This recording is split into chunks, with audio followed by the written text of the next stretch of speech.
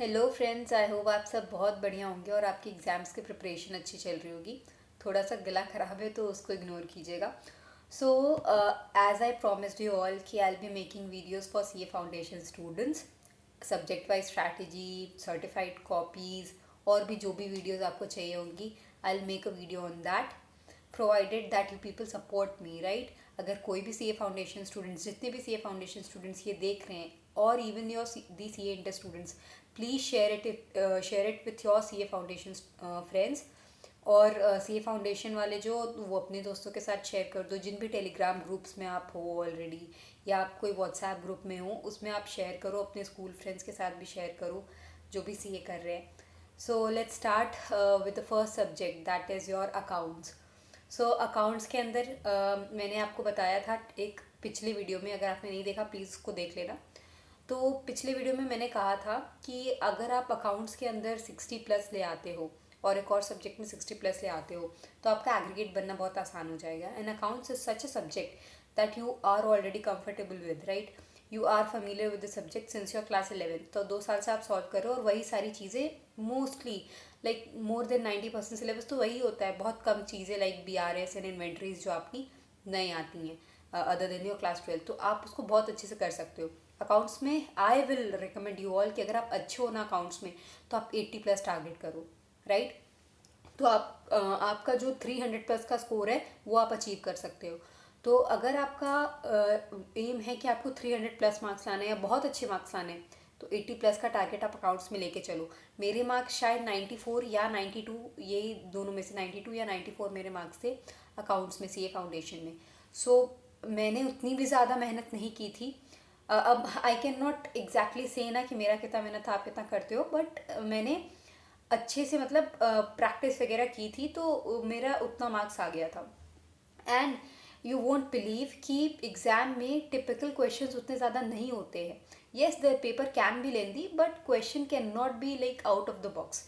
Simple known questions आते हैं, कुछ ही क्वेश्चंस अलग हो सकते हैं, बाकी most of the paper is something which you already know. तो आप अच्छे से टारगेट कर सकते हो। क्या चीज़ आपको ध्यान रखनी है, स्ट्रैटेजी क्या मेंटेन करनी है, उसके बारे में बात करते हैं। सी, आप जब ICAS का स्टडी मटेरियल पढ़ रहे हो उसको तो बहुत अच्छे से करना ही आपको, तब आप अपने एडजस्टमेंट्स मार्क कर लो जो आप आगे रिवाइज करोगे। पूरा पूरा क्वेश्चन बार बार रिवाइज करने का कोई तुक नहीं बनता है। 2-3 बार एक क्वेश्चन को आपने कर लिया, उसके बाद उस क्वेश्चन को पूरा आप नहीं देखोगे, आप सिर्फ उन एडजस्टमेंट्स को देखोगे जो नए हैं। फॉर एग्जाम्पल फाइनल अकाउंट्स में बहुत एडजस्टमेंट्स आती हैं, वो सारे एडजस्टमेंट्स या BRS में या किसी भी सब चैप्टर में कोई एडजस्टमेंट है उसको आप हाईलाइट कर लो या एक पेपर में नोट डाउन करके रख लो कि हाँ ये एडजस्टमेंट आएगा तो इसको इस तरीके से सॉल्व करेंगे, इसका इतने जगह ट्रीटमेंट होगा, right. That you have to follow. वही 1.5 डेज में भी आप एडजस्टमेंट्स को रिवाइज करोगे। नेक्स्ट थिंग इज़ कि आपने सारे एडजस्टमेंट्स इनके अलावा अगर आपको कोई और कॉमन टीचर पढ़ाता है या आप कोई प्रीवियस ईयर क्वेश्चन में देखते हो तो वो सबकी एक आप नोटबुक बना लो तो that would be very much better, क्योंकि आप बार बार पलटना नहीं होगा पेज, एक जगह से आप रिवाइज करोगे। मैंने भी मेंटेन करके रखी थी। आपको थ्योरी बहुत अच्छे से करना है। यहाँ पे बच्चे लैग कर जाते हैं because they ignore the theory totally completely. So उनके 10-12 नंबर रह जाते हैं। कैसे? अगर ट्रू एंड फॉल्स आता है आपके एग्जाम्स में, true and false I am telling you students, मेरे केस में भी था ना कि मेरे जो ट्रू फॉल्स हमारे ICAS स्टडी मटेरियल में दिए थे उसी में से आ गए थे ज़्यादातर, और जो बाकी भी थे वो इतनी ईजी थे कि I could easily tackle them. So आप अपनी जो ICAS स्टडी मटेरियल के अंदर ट्रू फॉल्स दिए हुए हैं ना उनको तो एकदम अच्छे से कर लेना रीज़न के साथ कि आंसर क्या होगा, उसका रीज़न क्या होगा, उस चीज़ को प्रैक्टिस करके 1-2 बार लिख के देख लेना आप अच्छे से लिख पा रहे हो कि नहीं। और आपके प्रीवियस ईयर्स में भी जितने हैं वो ट्रू फॉल्स आप लगा लो तो बहुत अच्छा रहेगा।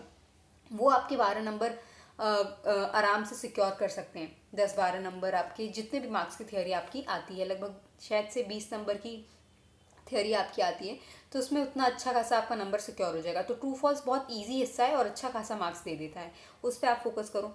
आप लोग स्पीड पे कैसे काम कर सकते हो, मॉक एग्जाम्स दो। अब जितने टाइम बचे उसमें से आप एटलीस्ट 2 मॉक एग्जाम तो दे ही दो। 2 to 3 mock exams are a must. अगर आप सच्ची में चाहते हो क्लियर करना एग्जाम बहुत बढ़िया नंबर से तो बहुत ज़रूरी है मॉक एग्जाम देना। उससे आपकी स्पीड बढ़ती है, आपका लिखने का आंसर प्रेजेंटेशन आपको पता चलता है, आपकी गलतियाँ सिली मिस्टेक्स पता चलती हैं, सब कुछ पता चल जाता है आपको एग्जाम के पहले ही। आपका 12th में आदत था ना एग्जाम देने का कि कोई सर पे रहे, टीचर प्री बोर्ड कराते थे, ये सारी चीज़ें होती थी। तो फाउंडेशन को क्यों लाइटली ले रहे हो आप? फाउंडेशन में भी मॉक एग्जाम्स दो। आप एटलीस्ट 3 से 4 सम्स, आई होप कि आपके सिलेबस कंप्लीट हो गए होंगे, अगर नहीं हुए हैं तो उसे करो। एंड 3 से 4 प्रैक्टिकल सम्स आप डेली सॉल्व करो अकाउंट्स के अंदर, उससे आपकी स्पीड ऐसे ही अभी से प्रैक्टिस होनी स्टार्ट हो जाएगी और प्रेजेंटेशन में भी आप काम कर लोगे। और एटलीस्ट 1 डेढ़ घंटे 2 घंटे आपको अकाउंट्स पढ़ लेना चाहिए। So this was all.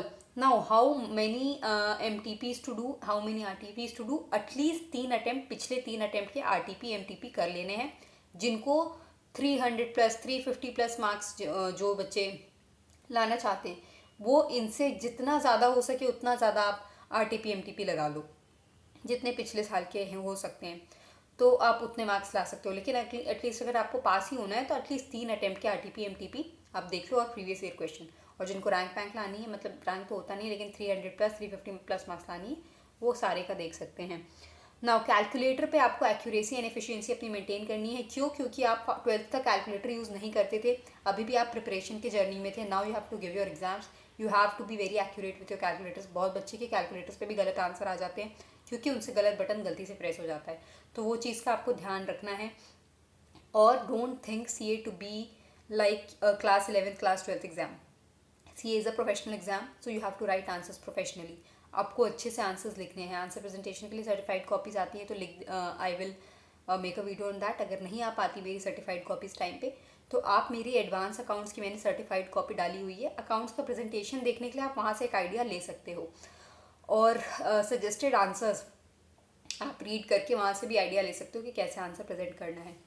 This was the whole strategy और टिप्स एंड ट्रिक्स जो आपको यूज़ करने हैं अपने एग्जाम्स में। चैप्टर सारे इंपॉर्टेंट है, सब 11th 12th में पढ़ा हुआ होता है, तो आप आसानी से कर सकते हो। अपना ध्यान अभी आप अच्छे से लगाते हो तो इजीली आप you can get 80+ marks in your foundation accounts exam. This was all. पिछले भी मैंने वीडियोज़ बनाई हैं और भी videos I will be making.